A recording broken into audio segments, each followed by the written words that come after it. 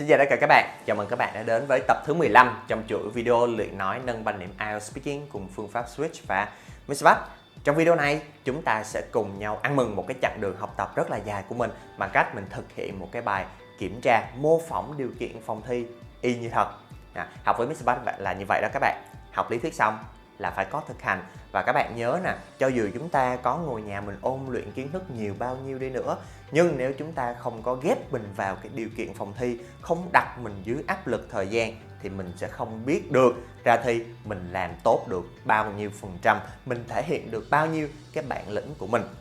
Cho nên ngoài cái việc học lý thuyết, chúng ta cần phải có những cái bài thực hành, những cái bài kiểm tra mà nó mô phỏng cái điều kiện phòng thi như thế này để chúng ta làm quen với việc mình đi thi thật, chúng ta làm quen với những cái lo lắng, làm quen với những cái rung khi mình ra thi, và để nó rèn luyện cho mình cái bản lĩnh đi thi cho nó thật là vững vàng, cho nó thật là chắc chắn nha các bạn. Bài kiểm tra này của chúng ta sẽ gồm 3 phần y như bài thi IELTS Speaking thực tế, và cách thức chúng ta thực hiện sẽ như sau. Mr. Bách sẽ đặt câu hỏi cho các bạn và sẽ có thầy Nam trả lời mẫu, ứng dụng những cái cấu trúc ngữ pháp, từ vựng mình đã học trong 14 cái video lần trước. Thì các bạn có thể có hai cách để thực hành theo cái bài kiểm tra này. Thứ nhất, đó là sau khi Mr. Bách hỏi và thầy Nam trả lời xong rồi thì các bạn trả lời lại theo câu trả lời mẫu của thầy Nam. Thứ hai, đó là sau khi Mr. Bách hỏi xong và trước khi thầy Nam trả lời thì các bạn ngưng video lại và các bạn tự trả lời theo ý của mình. Cho dù các bạn làm cách nào đi nữa thì trong quá trình nói này, hãy ghi âm hoặc là hãy quay video bản thân mình nói lại, để sau khi bài kiểm tra kết thúc mình xem lại mình đã ứng dụng được bao nhiêu % những cái kiến thức mình đã học lần trước, mình đã dùng được các cấu trúc ngữ pháp, đã dùng được các từ vựng hay chưa, cái tốc độ trả lời của mình như thế nào, mình trả lời có chuẩn xác không, có bị sai chỗ nào hay không. Và nếu được thì các bạn có thể gửi những cái video, những cái bản ghi này về trang cá nhân của Mr. Bách ở trên Facebook, và các bạn nhờ Mr. Bách nhận xét, chia sẻ cho các bạn là các bạn đang nói được như vậy đã đúng hay chưa, và ở bảng điểm speaking là ở khoảng bao nhiêu. Rồi, không để các bạn chờ lâu nữa, chúng ta cùng bắt đầu nha. Và bây giờ các bạn có thể dành thời gian mình ôn lại kiến thức ở những bài trước nè, các cấu trúc ngữ pháp là mình chưa chắc chắn lắm, những cái từ vựng nào mình cảm thấy là mình cần xem lại, ôn lại thì các bạn có thể xem. Và bây giờ không để các bạn phải chờ nữa, chúng ta cùng nhau bắt đầu bài kiểm tra của mình nha. Trước khi bắt đầu bài kiểm tra thì Mr. Bách có một cái nốt nho nhỏ cho các bạn như thế này, đó là mới đầu vô giám khảo họ sẽ hỏi tên và hỏi cái nghề nghiệp của mình trước để họ có thể lựa ra được những cái câu hỏi tương ứng cho cái phần phía sau. Để các bạn lưu ý, ở cái phần này thì chúng ta không cần trả lời dài dòng. Hỏi tên thì cứ nói họ tên đầy đủ, hỏi nghề thì nói là mình làm nghề gì ở đâu là được rồi. Rồi, bây giờ chúng ta bắt đầu nhé. Let's begin our speaking test. Can you tell me your full name? My full name is Lê Trọng Nam, and you can call me Nam for short.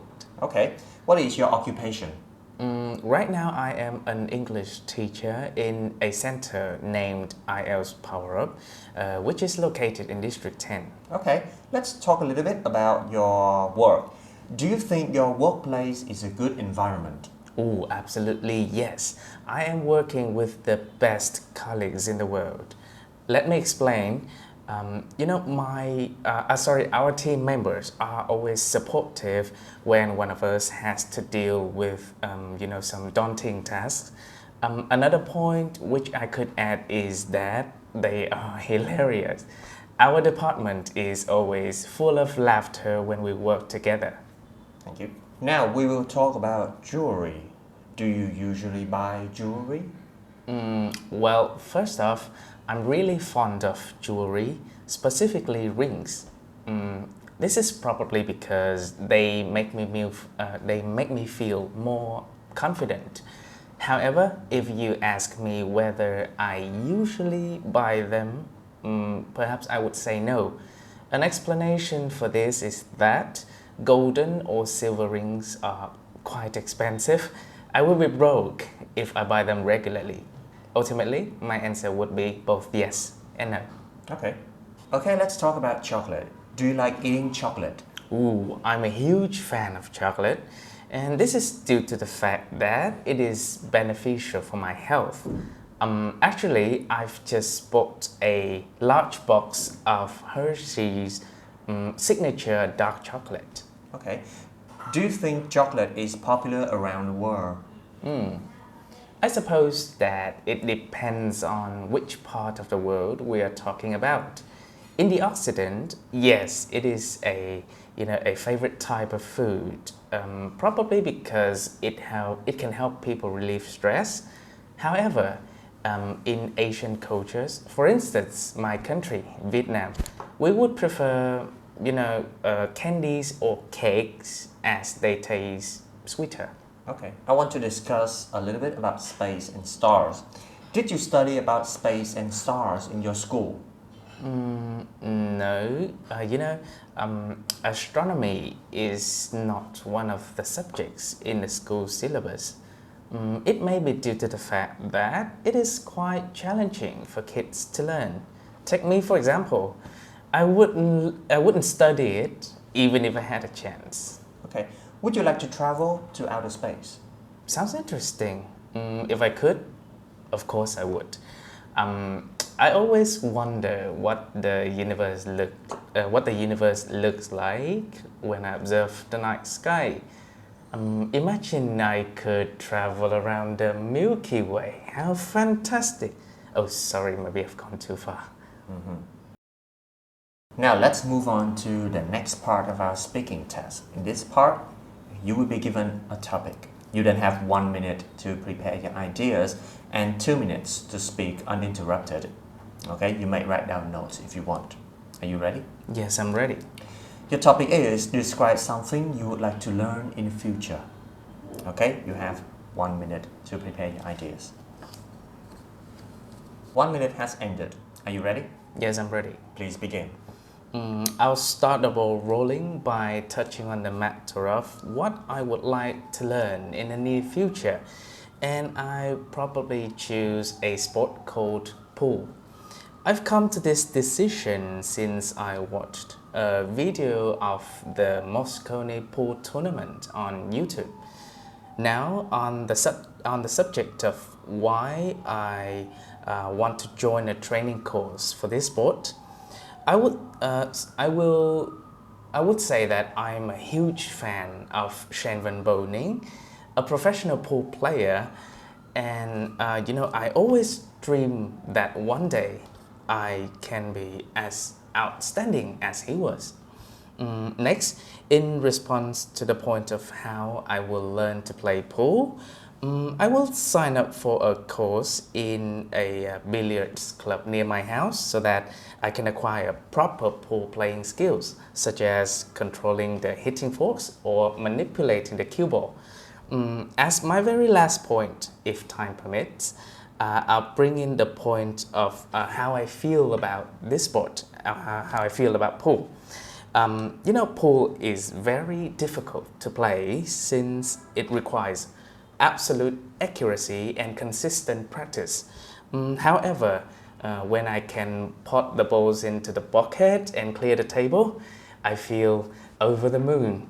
So in the future, I will join a pool class and perhaps I will buy a cue stick and a pool table so that I can practice regularly. That concludes my speech. Thank you very much. In your opinion, what is the most popular thing to learn nowadays? There's an extensive range of skills people can learn, but I guess the most useful would be information technology. In this era of smartphones and internet, it would be better if people can, deal with their technological problems to some extent. Besides IT, cooking skills are also an accessory. This is beneficial because people can save lots of money when preparing food at home rather than dining out. Okay. Which influences young people more when choosing a learning course, income or interest? I would say that it depends on their passion. If a youngster just wants to join a course for entertainment purposes, it's likely that they would take their income into consideration. On the other hand, if what they are going to learn is their long-term ambition, interest will be the priority.